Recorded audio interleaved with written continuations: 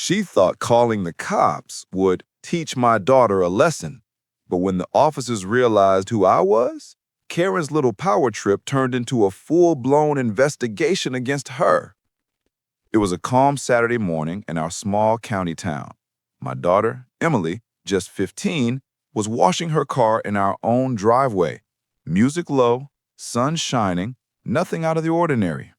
Then here came Karen, HOA badge swinging like it gave her authority over the Constitution. She marched up, red-faced and furious. "You're violating HOA policy. No car washing in driveways." Emily, polite as ever, said, "Ma'am, we're not part of your HOA. Our land's been exempt since before it existed." Karen didn't care.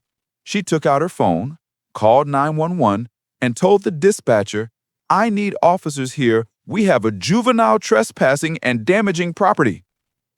5 minutes later, 2 patrol cars rolled up, lights flashing. Karen crossed her arms, smiling, thinking she'd won. Then the officers stepped out and froze when they saw me walk out the front door in full uniform, sheriff's badge shining right on my chest. I said, "Morning, gentlemen. What seems to be the problem?" One officer looked at Karen, then back at me. "Sir, we got a call about your daughter." Karen laughed. "Good. Arrest her and her father. You people think the rules don't apply to you." That's when I pulled up our property line documents, HOA exemption notice, and the county legal boundary map, all signed by me and the judge. I turned to the officers. "Looks like a false police report. That's a crime, isn't it, gentlemen?" They nodded. Karen's smirk vanished. The same cop she called began writing her citation. She tried to argue, but when they reminded her she was on my property without consent, she went silent.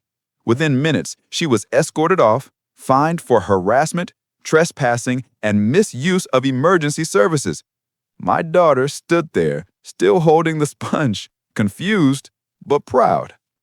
I smiled and said, "Lesson of the day, sweetheart. Never abuse authority. It always finds its way back around." I am Liam, and trust me, the next HOA story is even worse. Subscribe now.